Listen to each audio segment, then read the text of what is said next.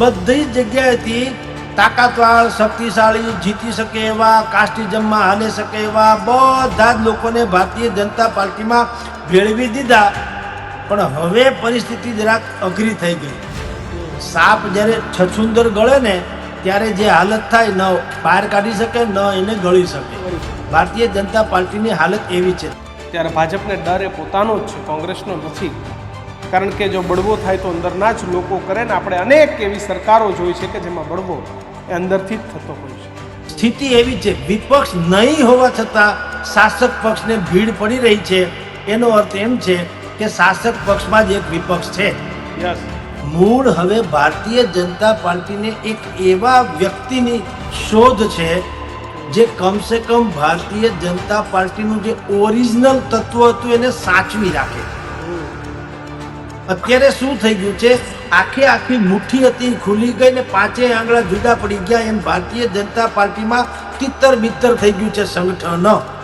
તો ભાજપ એ દર વખતે આ પ્રકારની વસ્તુ લઈ આવે છે. એનું કારણ શું સાહેબ? અને અત્યારે ઓલરેડી મુખ્યમંત્રી પટેલ છે, એટલે એ તો માનવું જ રહ્યું કે પ્રદેશ પ્રમુખ જે આવશે એ ઓબીસી આવશે અથવા તો નોન પટેલ આવશે. એમ રાજેશ ચુડાસમાથી માંડી ઉદય કાનગડ સુધીના, મયંક નાયકથી માંડી અને ભાઈ પંચાલ સુધીના, જગદીશ પંચાલ સુધીના, પૂર્ણેશ મોદીથી માંડી અર્જુનસિંહ રાઠોડ સુધીના બધાય નામો ચાલી રહ્યા છે.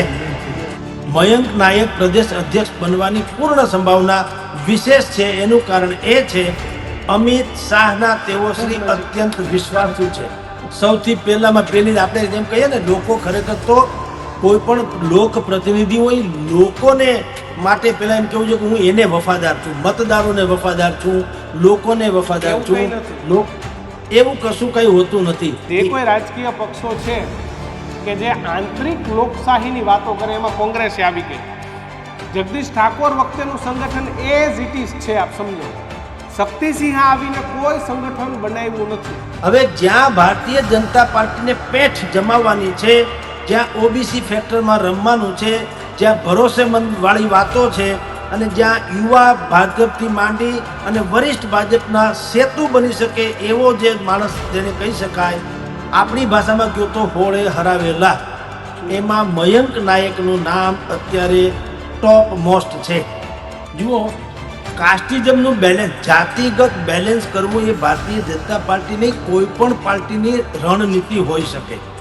કારણ કે આફ્ટર ઓલ હજી આપણે મુદ્દા આધારિત રાજનીતિમાં પણ પલોટાણા નથી. મુદ્દા આધારિત મત આપનારા પણ હજી આપણે પલોટાણા નથી. આપણે મતદાર પછી હોઈએ છીએ. પહેલા આપણે જ્ઞાતિદાર હોઈએ છીએ, જાતિદાર હોઈએ છીએ, પ્રદેશદાર હોઈએ છીએ, વર્ગદ્વાર હોઈએ છીએ. આપણે બધા પહેલા એ છીએ, પછી મતદાર. આના પછી મંત્રાલયમાં કોઈ ફેરફાર આવે એવી શક્યતા ખરી? કારણ કે જેમ ટ્રેનની અંદર વેઇટિંગ લિસ્ટ હોય, એ પછી વેઇટિંગ લિસ્ટમાંથી તમારું આગળ નામ જાય તો તમે પેલા આરઆઈસીમાં આવો, પછી જાય તો તમે કન્ફર્મમાં આવો. તો આ વેઇટિંગ લિસ્ટમાં ઘણા બધા છે. અર્જુનભાઈ હોય, અલ્પેશ ઠાકોર હોય, હાર્દિક પટેલ હોય, ઘણા બધા લોકો છે જે નવા ભાજપમાં આવ્યા છે. ભાજપનું પોતાનું પણ એક લાંબુ લિસ્ટ છે. તો આ સંગઠન પછી સરકારમાં કોઈ ફેરફાર થશે સાહેબ, એવું કોઈ શક્યતા ખરી?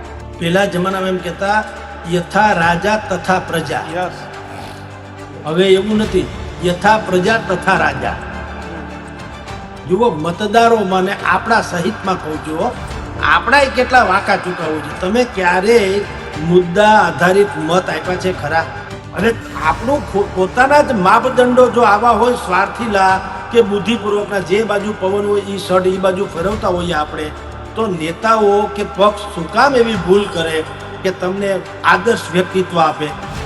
એ તો એમ જ સમજે ને કે ભાઈ જો જીતા વોહી સિકંદર. કેબિનેટ મિનિસ્ટર કુંવરજીભાઈ બાવળિયા ઉવાચ, એણે કીધું કે જે હવે પછી પ્રધાનમંડળમાં ફેરફાર થશે એમાં પણ આપણા સમાજને પ્રતિનિધિત્વ મળશે. નમસ્કાર, અમારી વિશેષ રજૂઆત ગર્જનાદમાં આપનું સ્વાગત છે. આજે ચર્ચા કરવી છે ભારતીય જનતા પાર્ટીની. ભારતીય જનતા પાર્ટી એ પાર્ટી છે કે જેની દેશની ગ્રામ પંચાયતથી લઈ અને સંસદ સુધી સરકાર છે. એક હતું શાસન છે. રાજ્યના મુખ્યમંત્રી હોય કે પછી રાજ્યપાલ સુધીની પસંદગી એ તમામ ભારતીય જનતા પાર્ટી અત્યારે દેશમાં કરી રહી છે. પણ ગુજરાતની અંદર અત્યારે જે જિલ્લા પ્રમુખો પસંદ કરવાના છે એ જિલ્લા પ્રમુખોની પસંદગીમાં ભારતીય જનતા પાર્ટીને એટલી બધી તકલીફ પડી ગઈ છે કે આનું કોકડું એ છેક ગૂંચવાતું દિલ્હીના દરબાર સુધી પહોંચ્યું છે. અને ભાજપ જે હર હંમેશ કહેતું આવ્યું છે કે ભાઈ અમારી પાર્ટીમાં આંતરિક લોકશાહી છે, આઝાદી છે, અને એટલા માટે જ આ સંગઠન પર્વની અંદર બધી કામગીરી થઈ રહી છે. પણ છેલ્લે તમામને ખબર છે કે ભાજપમાં જે પેરાશૂટ ઉમેદવારો છે, પ્રમુખો છે, ચૂંટણીમાં પણ આપણે જોયું છે કે પેરાશૂટ ઉમેદવારો આવી જતા હોય છે. તો પછી ભાજપને કે કોઈ પણ રાજકીય પક્ષને પોતાની પાર્ટીમાં આંતરિક લોકશાહી છે એવી બતાવવાની જરૂર શું કામ પડે છે? જો નથી એ બધાને ખબર છે. કોંગ્રેસમાં નથી, ગાંધી પરિવાર કે ફાઇનલ, અને ભારતીય જનતા પાર્ટીમાં પણ સિલેક્ટેડ લોકોનું જ ચાલે છે, એ કહે ફાઇનલ. પણ જિલ્લા પ્રમુખ અને શહેર પ્રમુખની નિમણૂકમાં ભાજપને કેમ હજી સુધી પોતાના નામ નક્કી નથી કરી શકી? નામ નક્કી થઈ ગયા છે તો આ નામ એ હજુ સુધી કેમ બહાર નથી પાડી શકી? આ તમામ પ્રશ્ન છે.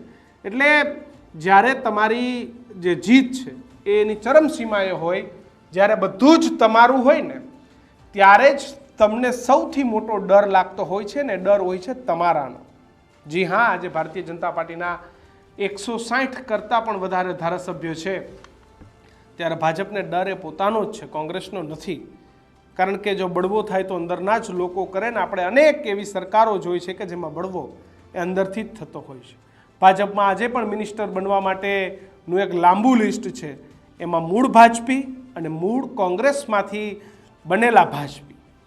પણ આ તમામની વચ્ચે CR પાટીલે હવે કીધું છે કે મારે પ્રમુખ નથી રહેવું, તમારે હવે જેને લાવવાય ને લાવો. આ સંગઠન પર્વ, આ બધી જ વસ્તુઓ ચાલી રહી છે. પણ આ તમામની વચ્ચે સત્ય સનાતન એક જ છે કે આંતરિક લોકશાહીની વાતો થાય છે, પણ છેલ્લે તો ગમતો માણસ જ એ પ્રમુખ, ધારાસભ્ય કે સંસદ સભ્ય બનતો હોય છે. આ જ મુદ્દે ચર્ચા કરીશું. આપણી સાથે હેડલાઇન્સના ગ્રુપ એડિટર જગદીશ મહેતા આપણી સાથે જોડાયા છે.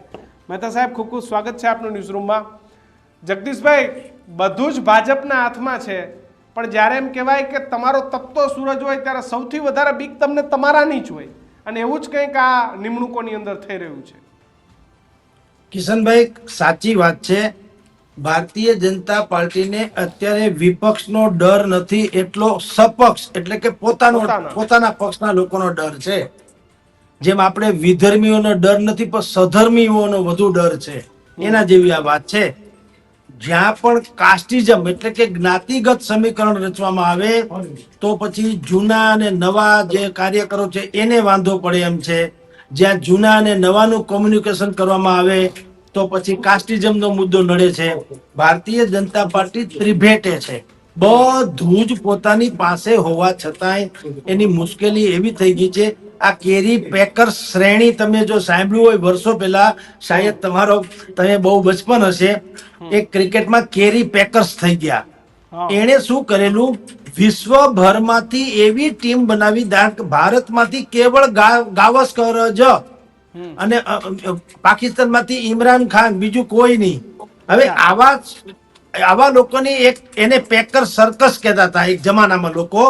કારણ કે કેરી પેકર્સે જયારે કોઈ એની ટીમ રમવા ઉતારી ત્યારે લોકોએ નિગ્લેક્ટ કરી હતી. અમુક લોકોએ કાયદા કાનૂન બતાવીને કીધું તમે રમવાને લાયક નથી, યા તો તમને રમાડવાને લાયક નથી, જે હોય તે.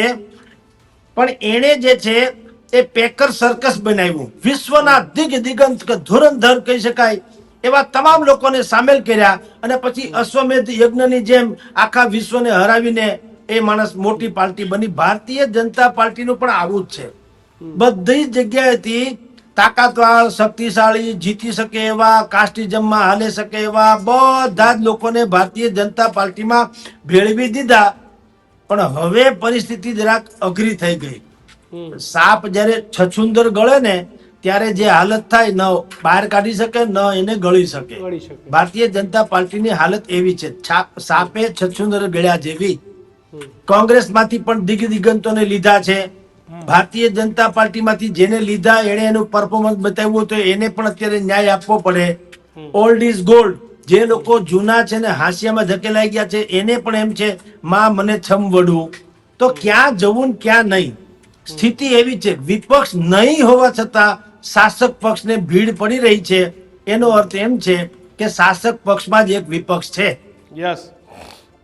આ એક વાત. હવે આજે હું ને કિશનભાઈ તમે જ્યારે ચર્ચા કરીએ છીએ ત્યારે ભૂપેન્દ્ર યાદવ જેને પ્રભારી બનાવવામાં આવ્યા છે ગુજરાતના હવે પછીના ભારતીય જનતા પાર્ટીના અધ્યક્ષ કોણ બનશે એની જવાબદારી જેને સોંપવામાં આવી છે ભૂપેન્દ્રભાઈ યાદવ આજે અત્યારે ગાંધીનગરમાં આવી ચૂક્યા છે યા તો આવી રહ્યા છે. બરાબર. હવે પસંદગીના ધોરણો જે છે એ કહેવામાં ઘણા બધા આવ્યા. આપણે આ પ્રકારે કે એટલાથી ઉંમરથી વધારે ન હોવી જોઈએ, કોઈ દાગ ન હોવો જોઈએ, બહુ મોટું કરજ ન હોવું જોઈએ વગેરે વગેરે. પણ એ બધી બાબતો ગૌણ છે સાહેબ. બિલકુલ. મૂળ હવે ભારતીય જનતા પાર્ટીને એક એવા વ્યક્તિની શોધ છે જે કમસે કમ ભારતીય જનતા પાર્ટીનું જે ઓરિજિનલ તત્વ હતું એને સાચવી રાખે. અત્યારે શું થઈ ગયું છે, આખી મુઠ્ઠી હતી ખુલી ગઈ ને પાંચે આંગળા જુદા પડી ગયા એમ ભારતીય જનતા પાર્ટીમાં તિત્તર બિત્તર થઈ ગયું છે સંગઠન. અને એને એક રાખી શકે એવી કોઈ વ્યક્તિ હોય એની શોધમાં અત્યારે છે. અનેકો નામ ચાલી રહ્યા છે વાયા મીડિયા ઇધર ઉધર. રાજેશ ચુડાસમાથી માંડી ઉદય કાનગડ સુધીના, મયંક નાયક થી માંડી અને ભાઈ પંચાલ સુધીના, જગદીશ પંચાલ સુધીના, પૂર્ણેશ મોદી થી માંડી અર્જુનસિંહ રાઠોડ સુધીના બધાય નામો ચાલી રહ્યા છે.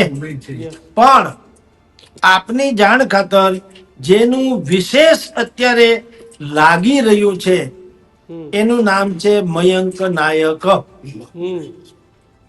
મયંક નાયક પ્રદેશ અધ્યક્ષ બનવાની પૂર્ણ સંભાવના વિશેષ છે. એનું કારણ એ છે અમિત શાહના તેઓ શ્રી અત્યંત વિશ્વાસુ છે. સૌથી પહેલી આપણે જેમ કહીએ ને લોકો ખરેખર તો કોઈ પણ લોક પ્રતિનિધિ હોય લોકોને માટે પેલા એમ કેવું છે કે હું એને વફાદાર છું, મતદારોને વફાદાર છું, લોકોને વફાદાર છું. એવું કશું કઈ હોતું નથી. એના આકા જે હોય તે એ આકાને જે વફાદાર રહે એનું સૌથી પહેલા તો ઉપજતું હોય છે. એટલે પેલી જે ક્રાઇટેરિયા નંબર 1 તો મયંકભાઈ નાયક છે એ અમિત શાહના ખાસમ ખાસ છે નંબર 1. એક પરીક્ષામાં તો એ પહેલેથી જ પાસ છે. પરીક્ષા નંબર 2 કે એને ભારતીય જનતા પાર્ટીના સંગઠનનો બહોળો અનુભવ છે, કારણ કે એ યુવા બ્રિગેડ થી માંડીને અહીંયા સુધી આવ્યા છે. એટલે બીજી પરીક્ષામાં પણ એની સામે આમ રાઈટ ની ક્લિક કરી શકાય. પરીક્ષા નંબર 3 ભારતીય જનતા પાર્ટીની એવી માન્યતા છે કે આપણો જે સૂચિત પ્રમુખ હોય કમસે કમ ધારાસભ્ય યા સંસદ સભ્ય હોવા જોઈએ. મયંક નાયક રાજ્ય બિલકુલ એટલે ત્રીજામાં પાસ છે. અને પરીક્ષા નંબર 4 કે જેની ભારતીય જનતા પાર્ટીને તાતી જરૂર છે, અત્યંત આવશ્યકતા છે, અને એ પણ એવો સર્વમાન્ય ચહેરો. એને એ આવશ્યકતા છે એનું નામ છે ઓબીસી. હવે ઓબીસી માં પણ મયંક નાયક આવે છે. આમ તમે જુઓ અને તેઓ શ્રી ઉત્તર ગુજરાતમાંથી આવે છે. હવે જ્યાં ભારતીય જનતા પાર્ટીને પેઠ જમાવવાની છે, જ્યાં ઓબીસી ફેક્ટરમાં રમવાનું છે, જ્યાં ભરોસેમંદ વાળી વાતો છે, અને જ્યાં યુવા ભાજપથી માંડી અને વરિષ્ઠ ભાજપના સેતુ બની શકે એવો જે માણસ જેને કહી શકાય, આપણી ભાષામાં કહ્યું તો હોળે હરાવેલા, એમાં મયંક નાયકનું નામ અત્યારે ટોપ મોસ્ટ છે. બિલકુલ. અને એ મોટી જ્ઞાતિઓને ભાજપ અવોઇડ કરે. તમે સમજો સંગઠનની અંદર સપોઝ કે જીતુ વાઘાણીએ પટેલ પ્રમુખ હતા તો વિજય રૂપાણીએ રાજ્યના મુખ્યમંત્રી હતા. વિજય રૂપાણી કોઈ એવડી મોટી કાસ્ટ કે એવડી મોટી જ્ઞાતિમાંથી નથી આવતા. એ પછીનું આપણે જોઈએ તો CR પાટીલ ગુજરાતી પણ નથી, એ મરાષ્ટ્રીયન છે, મરાઠી છે. એમ છતાં એમને પ્રદેશ પ્રમુખ બનાવ્યા. એમને પ્રદેશ પ્રમુખ બનાવ્યા એટલે ઓબીસી ચૂપ ને પટેલે ચૂપ કે ભાઈ અમારા નહીં તુમારા નહીં. સેમ વસ્તુ મયંક નાયક, કોઈ મોટો સમાજ નહીં, કોઈ એમને બનાવવાથી ન પટેલ નારાજ થાય કે ન તો ઠાકોર નારાજ થાય, કારણ કે રાજ્યની સૌથી મોટી વોટ બેંક છે. તો ભાજપ એ દર વખતે આ પ્રકારની વસ્તુ લઈ આવે છે. એનું કારણ શું સાહેબ? અને અત્યારે ઓલરેડી મુખ્યમંત્રી પટેલ છે, એટલે એ તો માનવું જ રહ્યું કે પ્રદેશ પ્રમુખ જે આવશે એ ઓબીસી આવશે. અથવા તો નોન પટેલ આવશે એમ. જુઓ, કાસ્ટિઝમનું બેલેન્સ, જાતિગત બેલેન્સ કરવું એ ભારતીય જનતા પાર્ટીની કોઈ પણ પાર્ટીની રણનીતિ હોઈ શકે. કારણ કે આફ્ટર ઓલ હજી આપણે મુદ્દા આધારિત રાજનીતિમાં પણ પલોટાણા નથી, મુદ્દા આધારિત મત આપનારા પણ હજી આપણે પલોટાણા નથી. યસ, આપણે મતદાર પછી હોઈએ છીએ, પેલા આપણે જ્ઞાતિદાર હોઈએ છીએ, બિલકુલ. જાતિદાર હોઈએ છીએ, પ્રદેશદાર હોઈએ છીએ, વર્ગદ્વાર હોઈએ છીએ. આપણે બધા પેલા ઈ છીએ, પછી મતદાર. કારણ કે આપણે જ્યારે સમસ્યાઓ હલ ન થાય ત્યારે જ આપણામાં નાગરિકત્વ જન્મે છે. મત આપતી વખતે આપણે નાગરિક હોતા જ નથી. યસ, આપણે અપને વાલે કોઈ મત આપીએ છીએ. એટલે એની જે વાત છે એ દરેક પાર્ટીઓ પણ મગજમાં રાખે છે કે આવી સ્થિતિમાં આપણે પણ એવી વ્યવસ્થા કરવી છે જેથી કરીને કોઈ જ્ઞાતિ જે છે, કોઈ મોટો વર્ગ જે છે એ નારાજ ન થાય.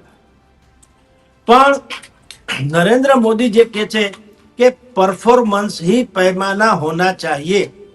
તમારું કૌશલ, તમારી આવડત, તમારી કુને, જેમ કે તમે કિશનભાઈ કીધું CR પાટીલ, હવે એ તો મૂળ ગુજરાતી જ નહોતા, ચાલો બીજું બધું તો જવા દો, હા, તો પણ એને એ સાબિત, કમસે કમ પોલિટિકલી સાબિત કરી દીધું કે અમારામાં શું કૌશલ છે. એણે ભારતીય જનતા પાર્ટીને જે બેઠકો અપાવડાવીને જે શીર્ષ સ્થાને પહોંચાડાવી એવું ન ભૂતો ન ભવિષ્યથી છે. તો એણે એનું કૌશલ બતાવી દીધું, તો બધાએ એને વેંઢારી લીધા યા સહન કરી લીધા.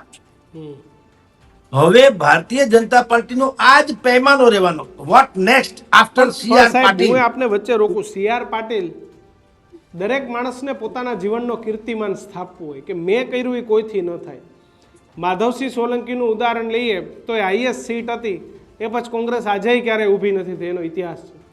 CR પાટીલ, અમિત શાહ અને મોદી ખુદ ગુજરાતમાં હતા તોય ક્યારેય એટલી સીટ ન લાવી શક્યા હોય એટલો ઇતિહાસ એ CR પાટીલનો છે, આપ સમજો.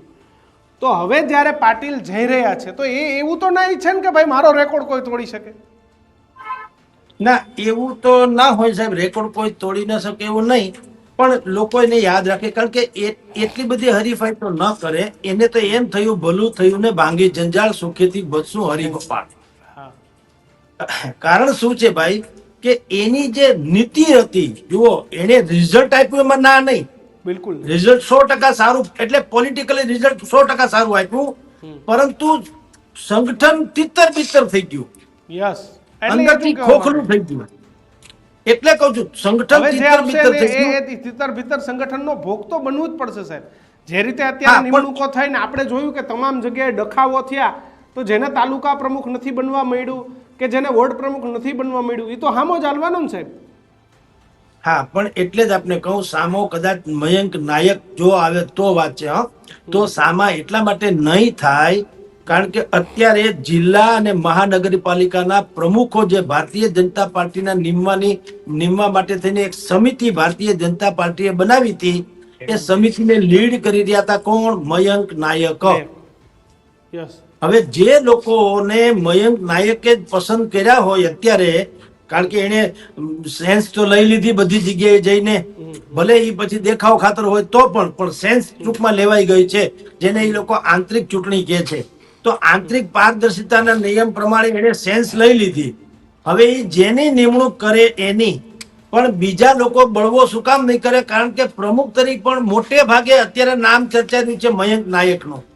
હવે જો તમારા હાથમાં જ સુકાન હોય તો કોણ સામેથી લડવા જાય? મને કયો.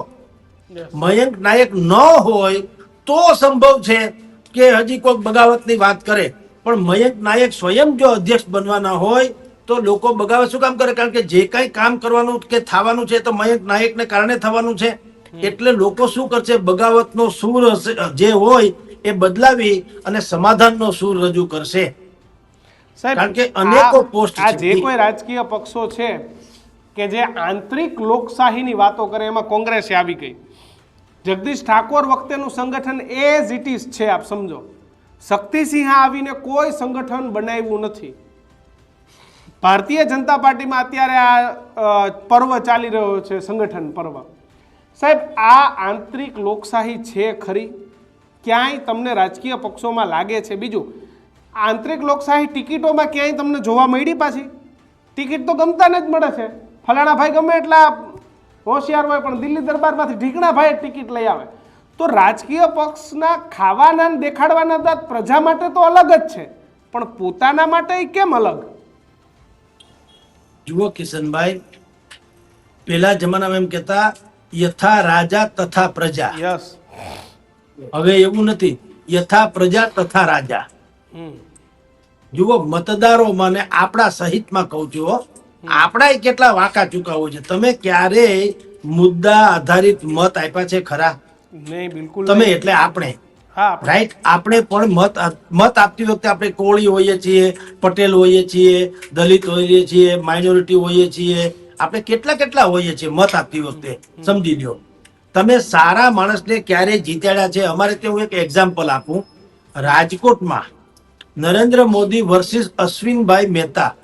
અશ્વિનભાઈ મહેતા બેંકના ડિરેક્ટર હતા, જીવન કોમર્શિયલ બેંકના, કે રાજકોટ કોમર્શિયલ. અશ્વિન મહેતા હવે સિટીઝન કોઓપરેટિવ બેંકના તેઓ શ્રી હતા, સિટીઝન કોઓપરેટિવ. અને અદ્ભુત વ્યક્તિત્વ.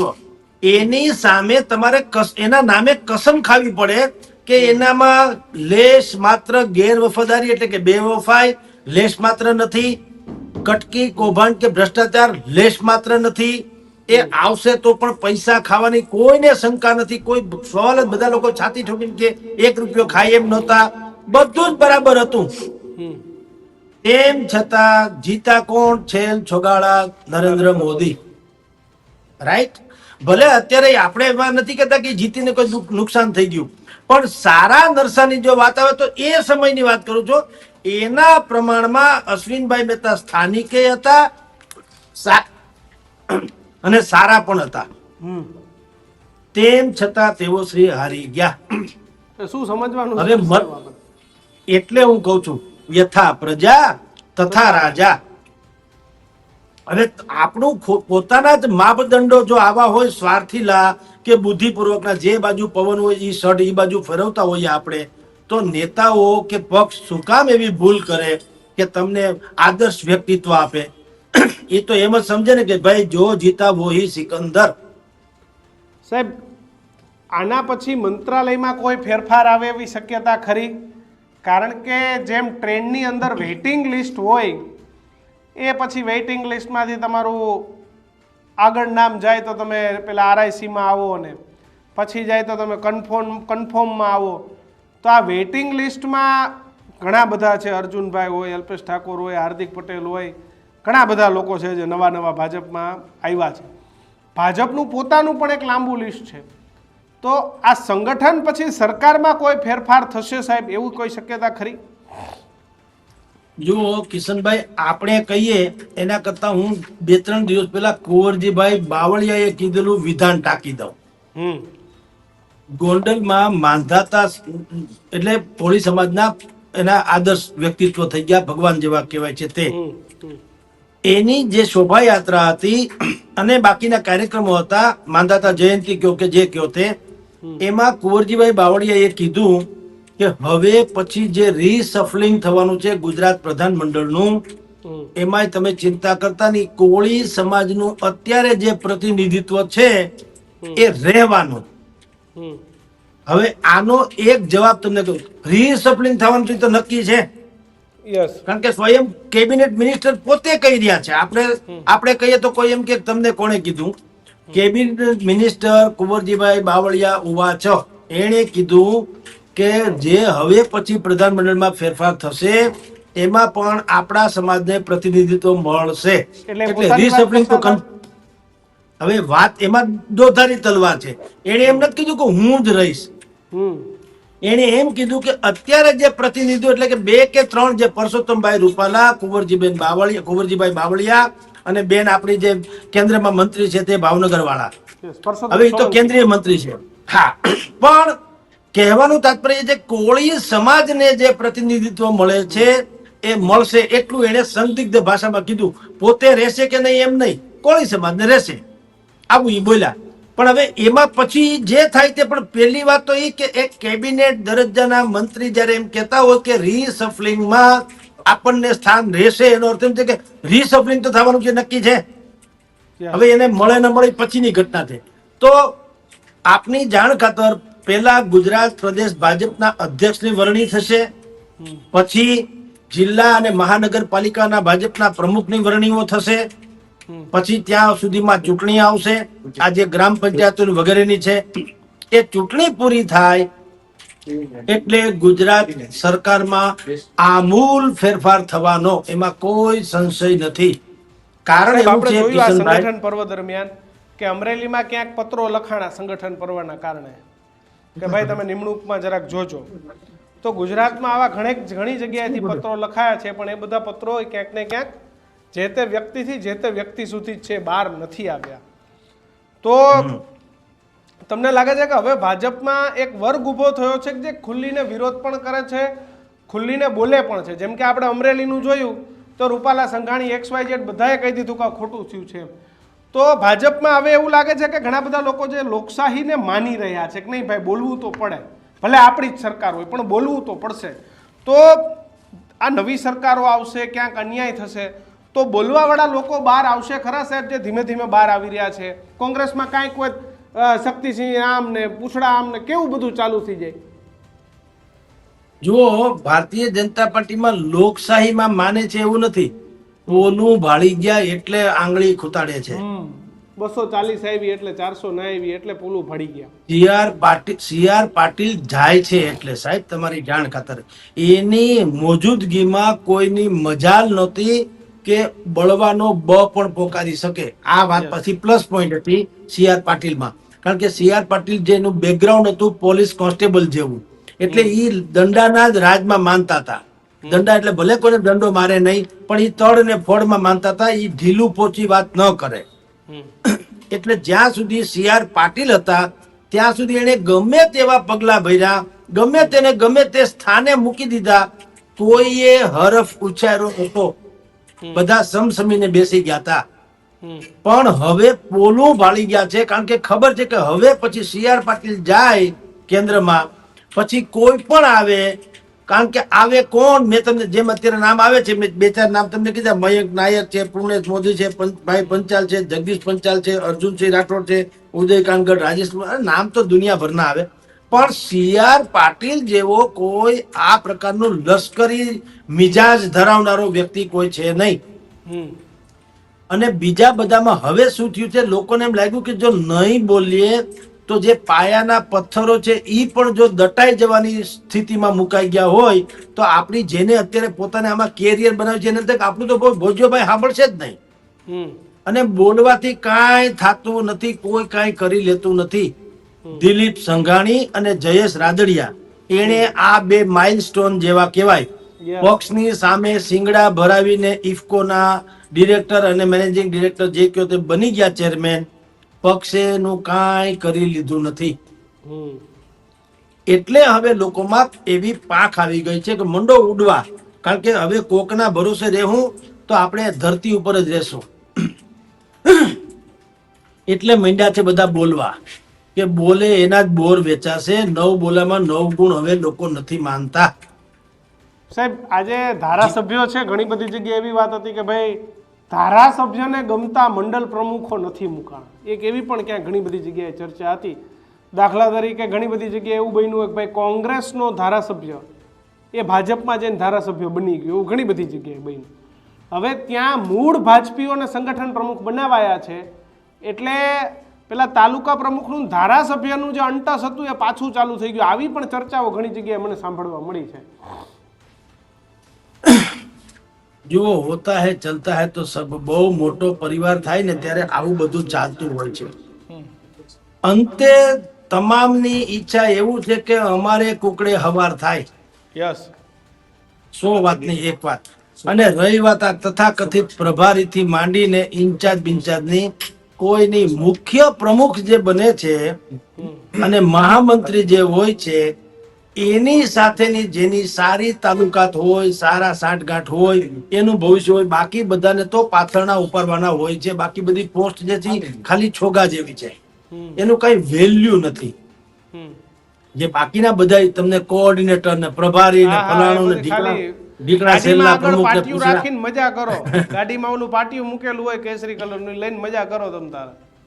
બસ એમાં તમારે ખરપાવાનું હોય, કાંઈ તમારે બહુ કાંદો કાઢ આ તમારી પાસે એવો દિમાગ હોય વાંકાતરા હો અને તમે ખર્ચા કાઢી લો તો જુદી વાત છે, પણ તમારે લગભગ એમાં ભોગ આપવાનો હોય મોટે ભાગે, એટલે એ બધા પોસ્ટનું કઈ આવે નહીં. નહીં. પણ મુખ્ય વાત એવી છે કે જે મુખ્ય અધ્યક્ષ બને અને મહામંત્રી બને એની સાથેનો તાલુકા સારું રાખે એટલું બને. બાકી પ્રભારી આજે તમારી જાણ ખાતર મંત્રી જેવા મંત્રી કે છે કે બ્યુરોક્રેસી જે છે એ અમારું માનતું નથી, બીજા પ્રભારા શું માને ભાઈ? ન માને. કારણ કે કોઈ પાસે કઈ સ્કિલ નથી. અને સાહેબ એમાં આ એવું છે કે પીડા સ્કિલ પીડા જ આ છે, જી, જી. જનતાની આ પીડા છે, જી, જી. નેતાઓની આ પીડા છે.